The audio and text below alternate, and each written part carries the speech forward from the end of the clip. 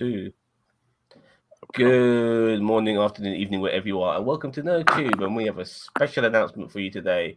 Something I know that a couple of my friends here are very, very excited about. Something that I actually threw shade and doubt upon, but I never thought this day would come. Hell has truly frozen over because an actor, actress within the MCU had been nominated for an Oscar, and that person, not surprisingly, is Angela Bassett, the legendary actress who had an amazing performance in the Black Panther Wakanda Forever. No. Well, I almost said Black Adam. Wakanda Forever. Everyone saw her performance and knew how astronomical it was. It blew us away. She, I think she'll probably be nominated for Best Supporting Actress by the looks of things. So this is unprecedented, for a superhero film to be nominated, for a person acting within a superhero film being nominated. Yes, you do get these special effects laden blockbuster budget films, being nominated for Oscars in other departments like Best Special Effects, maybe a Best Stuntman or whatever the fuck they got going on there. But for acting, these sort of films never even get a look in when it comes to things like that. So for Angela Bassett's performance, nobody to a degree is surprised that she's being nominated. We're just surprised that something within the MCU is being up there, if you know what I mean. I'm going to start with you, Boss Man, because I know you're bursting at the seams to talk about this. Let's hear what you got to say. Well, Angela Bassett has been, a acting force since the mid to early 90s. Like the first times I saw her was because I was never a big Spike Lee fan. The first time I actually saw her or anything was actually when she did the Tina Turner film, What's Love Got to Do with It, which I personally feel she should have won an Oscar for that performance. I agree. Because like, even though I know that because people have later on won it for playing musicians, like for example, Reese Witherspoon won it for playing June Cash, and Jamie Foxx won it for Ray Charles, and I think there's other people who kind of won it for like musical performances. She did. I don't think she even got. She might have got nominated then, but she didn't win the thing. And I thought she should have, because I thought it was a phenomenal performance. But the thing that I'm a huge fan of that she's in, and it's actually something that I don't think enough people really like, is Strange Dates. Ergo, why my name is Frank. Okay, boss man, let's get a bit back on track here, my friend. She's getting Oscar nominated for Wakanda Forever. Let's talk about that particular performance, if you don't mind. So I can understand why she's getting Best Supported, actually, because I think that she's not in enough of a film to be Best Actress. But good on her for getting that. I mean, because it was a phenomenal powerhouse performance. Like both her and Letitia Wright were both phenomenal, and I think if their performances were as good as they were, the film would have felt a little bit hollow. But they both knocked it out of the park, and I think it's good on her for being nominated for this role. As I said, there were other roles that she could have won it for, but I'm glad that this could be the role that she does win it for. I mean, I've got very high hopes that she will. I mean, I'm not sure who she's against. So, I mean, if we got the list, we could look at anything we think that could beat her. But I think that, in my estimation, she's probably a shoo-in for it. But God knows what Oscars are going to do. Yeah, it's just... go ahead. Jose, so before I pass it on to you, Jose, a quick question I would like to ask Bossman is, do you think being nominated is just the first step, and then she probably won't win it, or do you think there's a good chance of her winning it, or maybe one day down the line somebody else will win it? Oscars like to be contrarian, but I'm hoping that they follow what the Golden Globes did in this particular instance and give her the Oscar. So I've got a big feeling that she would, but I don't know what she's up against. So again, if I knew what she was up against, I could probably give it a good estimation from that, because I know what Oscars tend to like. I'll be honest with you, it's been a while since I've been really into the Oscars, so this will be the first time in years since I got into it. So I look forward to seeing what she's going up against. If you don't count the Will Smith incident. Yeah. But even that was post. If I knew Will Smith was going to slap Chris Rock before the Oscars, I would have tuned in. Yeah. Because, anyway, Jose, what's your thoughts and feelings on all of this? This is about time that Marvel actually gets its due at the Oscars, honestly. I mean, it pisses me off that Angela Bassett has never won an Oscar, like Bossman said. I'm with him there. But, yeah I really, I'm fucking hoping that she wins an Oscar finally, even if it's not Marvel related, because Angela Bassett is one of the greatest actors of our time and of all time. She's going to go down as a legend for sure. But, yeah, she killed it in Wakanda Forever. Everybody needs to see the movie. It comes out on Disney Plus, I think, around February 7th. If you haven't seen it yet, definitely check it out. Angela Bassett and Letitia Wright absolutely killed it. I'm expecting Black Panther to clean up as a whole around award season. But this is huge. I'm very, very happy for her. Okay, well, there is an article from the LA Times. There's several articles, but I picked this one here from the LA Times, okay, and I'll quickly read it to you. So, Queen Ramonda Forever. That's a great way to start. Black Panther Wakanda Forever. Angela Bassett broke new ground for the Marvel Cinematic Universe when the 2023 Oscar nominations were announced Tuesday morning. Bassett, who portrays the grieving Queen Mother in Marvel Studios' Black Panther sequel, has been nominated for Supporting Actress Oscar. She is the first actor to be recognized by the Academy for a performance in an MCU project. Bassett was nominated alongside Hong Chow, The Whale. Okay, I mean, The Whale looks like a good movie, by the way. So these are who she's going up against. Kerry Condon, The Banshee of Inisherin. I don't know about that. Jamie Lee Curtis, Everything Everywhere All at Once. I mean, that's gonna be the battle right there. I'll be honest with you. As much as I like that movie, I'm kind of surprised. Jamie Lee Curtis is good in that film. She's played a character I've never really seen her play before. But I would still put Bassett above her, even against Jamie Lee on this. And Stephanie, is it Hugh? Everything Everywhere All at Once as well. Yeah, I think maybe that was the person who played Michelle Yeoh's daughter, I believe, possibly. Anyway, so anyway, let's continue. So there's some interesting nominations. You know what? Against all of those, I'm not sure about this Banshee of the Inisherin. I'm not sure about who Kerry Condon's playing on that. That one is a bit of a... but nevertheless, I think Bassett's got a good chance against those contenders. Bassett has already picked up a number of accolades for portrayal of the Queen Ramonda this award season. Among the higher profile accolades are winning the Golden Globe and Critics' Choice Award for Supporting Actress. She's also been nominated for a SAG award. I don't know what Screen Actors Guild. Yeah. Oh, very good, very good. Thank you very much for enlightening me. This is the Bassett's second Oscar nomination following her 1994 lead actress nomination for portraying Tina Turner in What's Love Got to Do with It. It's unbelievable. This is the only her second time, that she's ever been nominated. Have you not seen some of her other films? I mean, it's a crime. I mean, come on, man. Jesus Christ. Like the Jacksons in American Dream, even though that was a TV movie, she should have won something for that. But yeah, it's a damn shame that this is only her second nomination. Well, I'll tell you what else is a damn shame is look at the people. I mean, they're all recognizable actresses, but there's only a few of them. Bassett joins Viola Davis, who we all know is Amanda Waller, Octavia Spencer, and Whoopi Goldberg as one of the few Black women who received. I mean, is that it? That's it. That's the only. Yeah. What? 4. I mean, what about what's her face? Oh my God, he played Storm in X-Men. Halle Berry. Halle Berry. Did she not receive more than one Oscar nomination? Nope. I know she got an Oscar nomination for Monster, I believe. I think maybe. Yeah, she won that one as well. That was a great film, by the way. Director Ryan Coogler's Black Panther is set the bar for Marvel Studio in 2019 when it first became the MCU's first to earn an Oscar nomination for Best Picture. Oh, really? Oh, okay. That I did not know. Yeah. How the hell did we not? How the hell did we not know this until today? Listen, look, I'm one of the few people who was not blown away by Black Panther personally. Yeah, I just thought it was a very by the numbers superhero film. I didn't think, but I thought Wakanda Forever was far superior. Because unfortunately of the tragedy of Chadwick Boseman. It made it a very intriguing film to see how they were going to do a sequel without the main actor being in it. And that's what made it better, in my opinion, because I had no idea what direction it was going.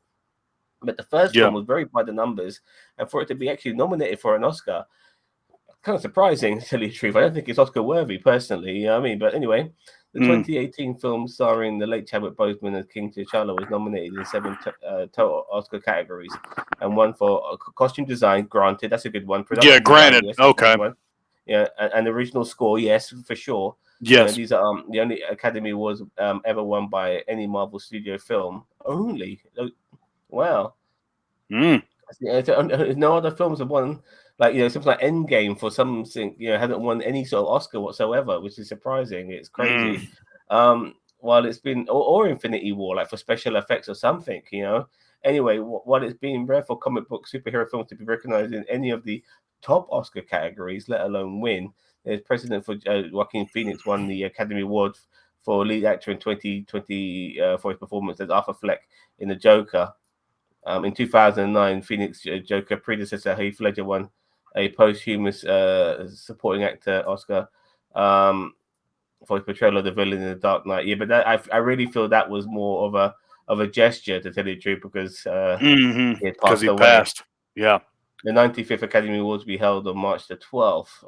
All right, so a couple of surprising revelations for me, but I had no idea that Black Panther was nominated for Best Picture. I mean, seriously, I'm actually disappointed that it was, because it's a good popcorn flick. But Best Picture? Are you fucking mad? I don't know what you guys think. You know what I mean?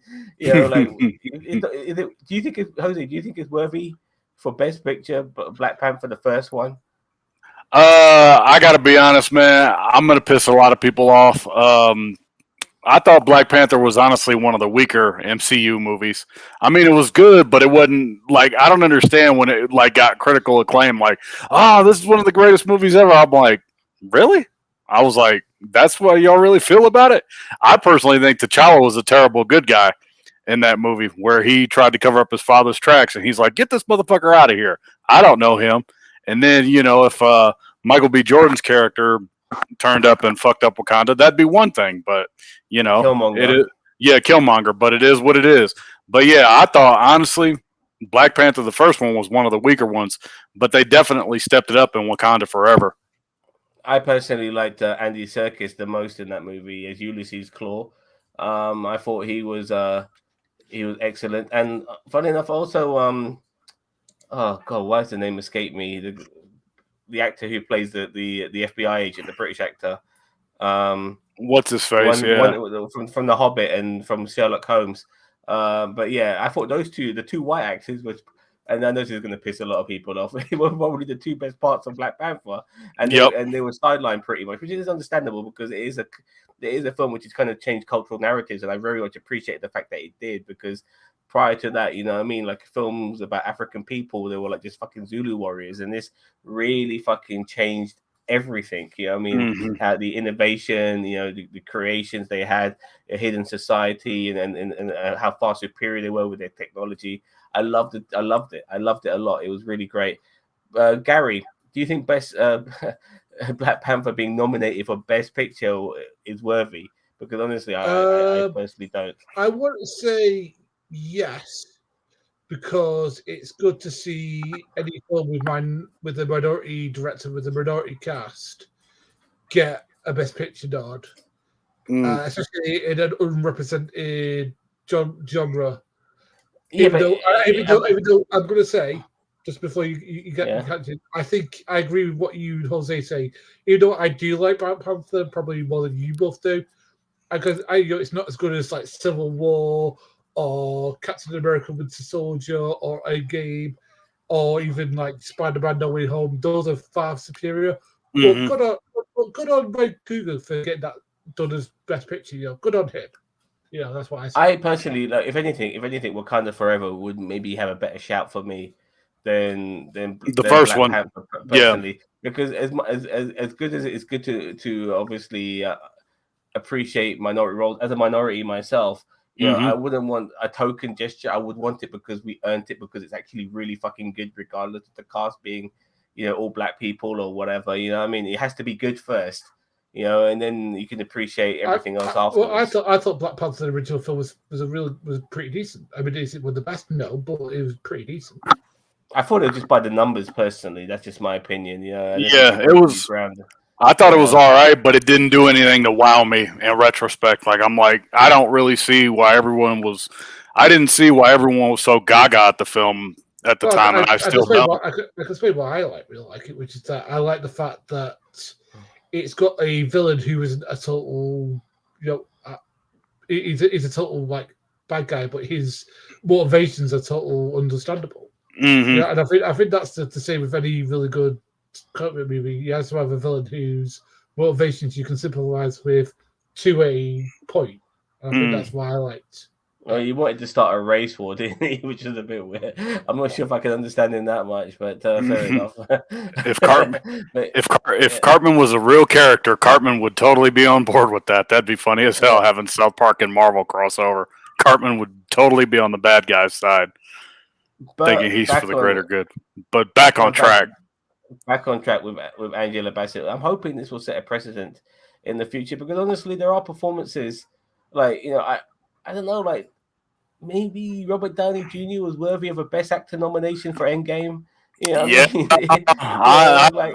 I'm with you on that one. I mean, that's when Marvel should have won an Oscar, during Endgame. Even Best Supporting Actor for Chris Hemsworth. Mm-hmm. I mean, his performance of like, you know, I don't want to call him to say Fat Thor, but like, you know, Depressed Thor, Depressed Thor. Or like Depressed Thor, like, you know, what the shit he was going through.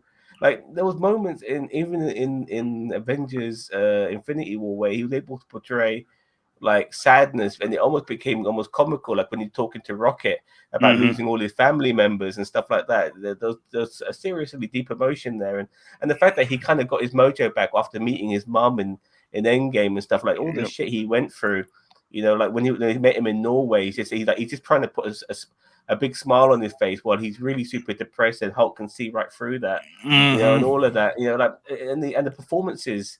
Endgame. Fantastic. Right. If there was ever going to be a movie that should have got nominated and won Oscars, it should have been Endgame. Like, that was the peak right there. And you could also argue, you know, No Way Home, but those movies would have been it for the MCU.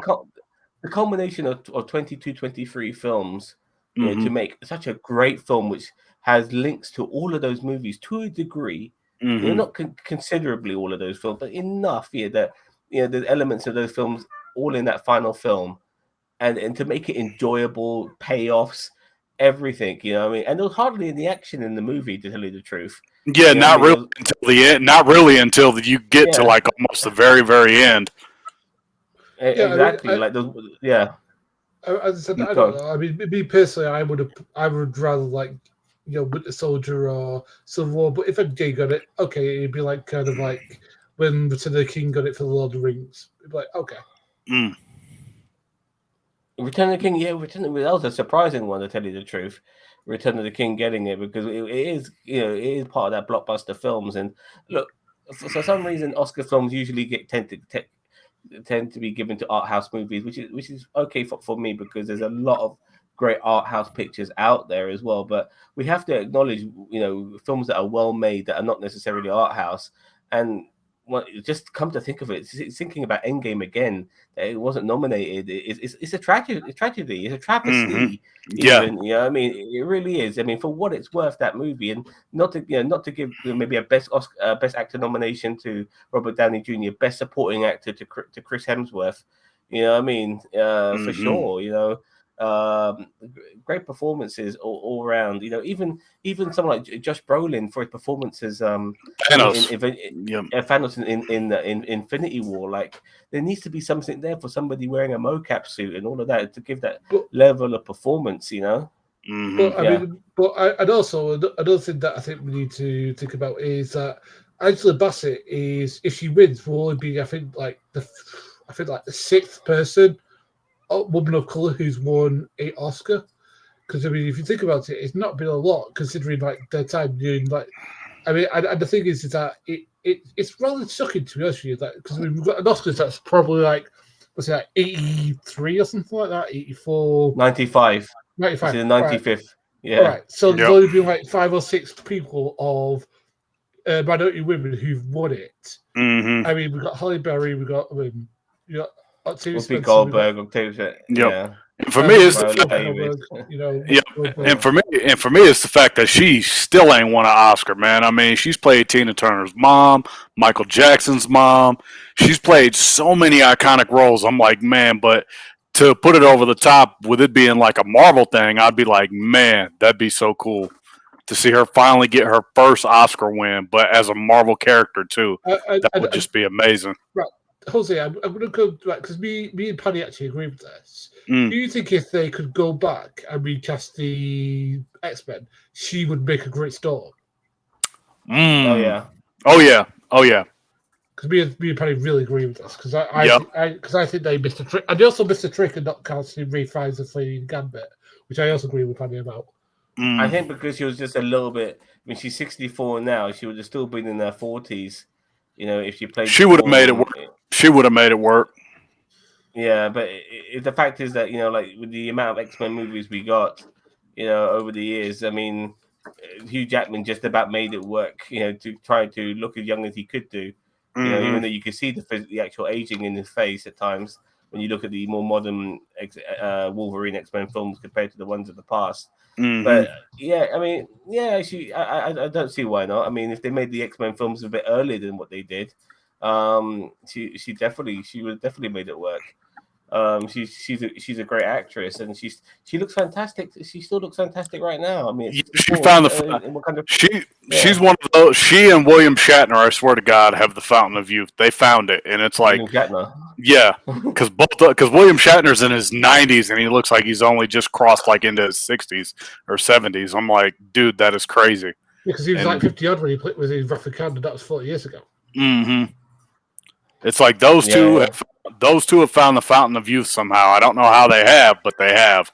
All right, but I mean, as I said, I mean, and plus it'll be so cool if she wins it, and the guy who wins the supporting actor is Ki Hugh York for anything everyone wants, considering that he gave up acting for 20 years, and then he just got this like out of nowhere role. He might.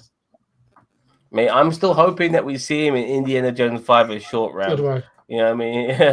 I mean, whether that happens or not, I mean, they have to explain, obviously, Shia LaBeouf's character as well, what's happened to him, and maybe marry him if he's still alive. But, yeah, that would be pretty cool because he was actually at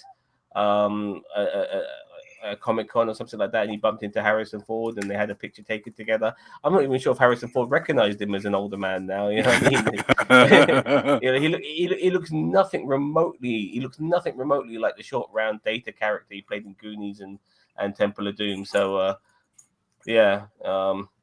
Anyways, okay. So, sorry. Any more to add, Gary? Yeah, I was gonna say, like, you know, but I think me and I suppose don't like to speak for Jose, but I'll speak for myself.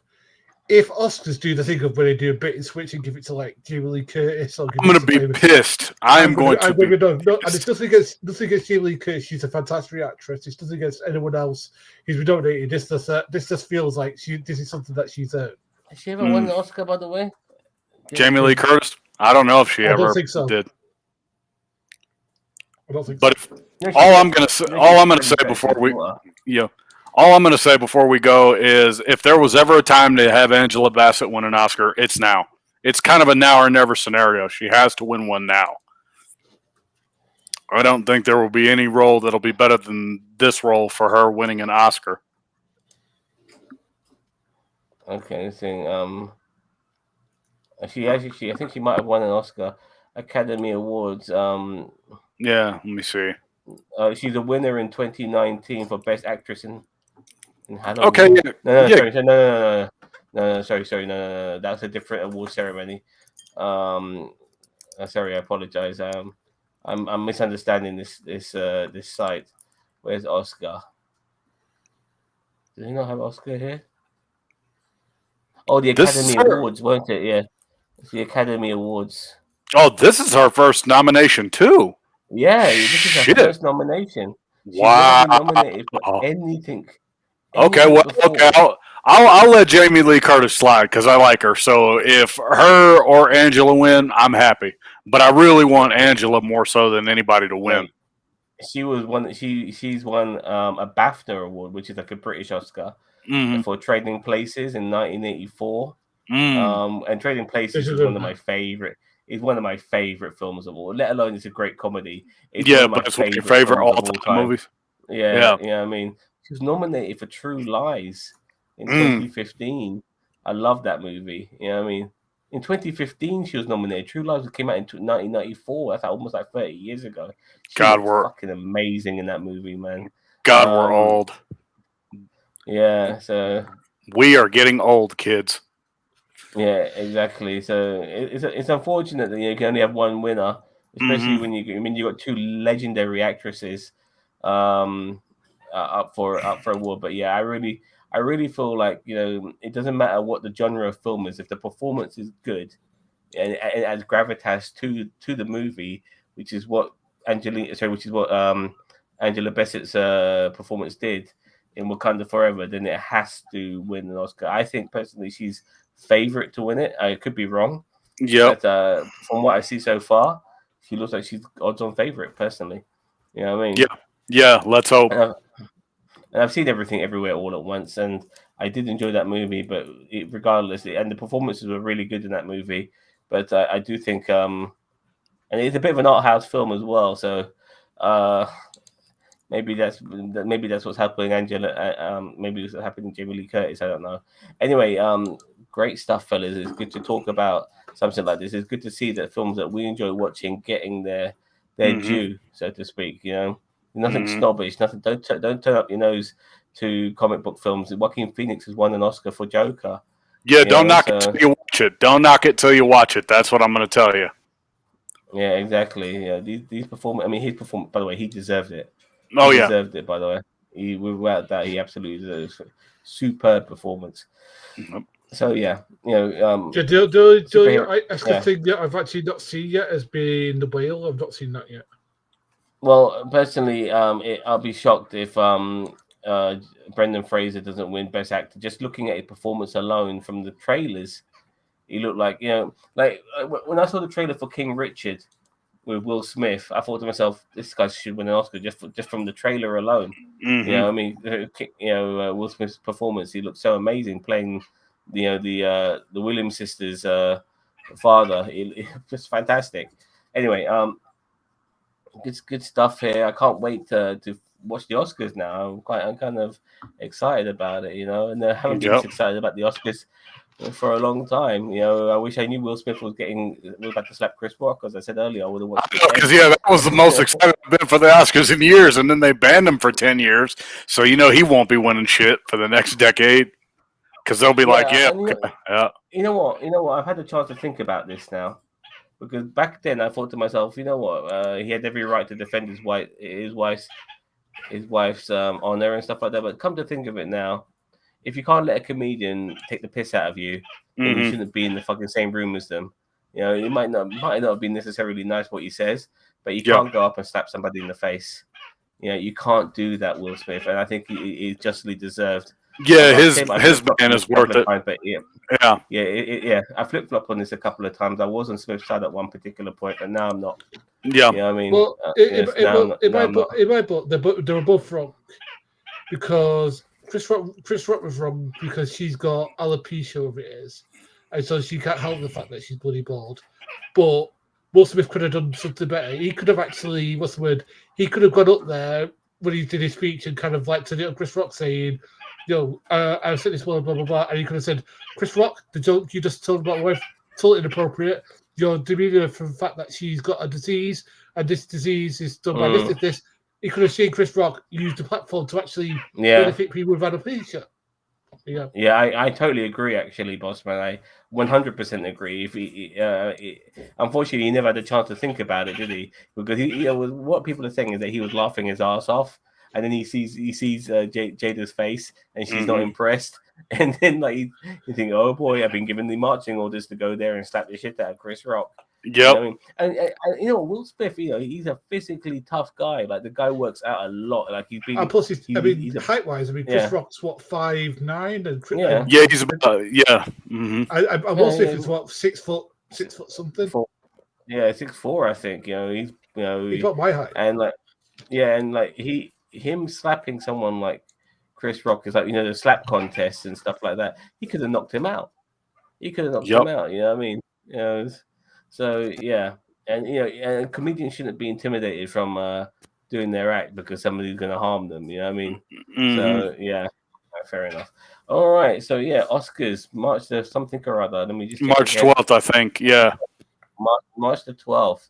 Can't wait for that. Looking forward to seeing hopefully Angela Bassett lifting up the goal and winning her first Oscar, hopefully, because she should have won one for fucking What's Love Got to Do with It. But if Jamie Lee Curtis wins, I'm not going to be upset either. I'll take either one of them two. But I'm pulling for Angela though, more so than anybody. Likewise. I'm pulling for Angela too. I want this. I think this is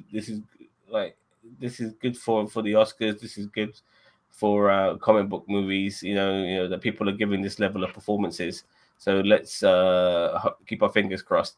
All right, fellas, thank you very much for joining me on this debate and discussion regarding Angela Bassett. And let's keep an eye out for the Oscars. And until then, everyone, don't forget to like, share, subscribe to NerdTube, the greatest YouTube channel you never heard of. Take care and bye.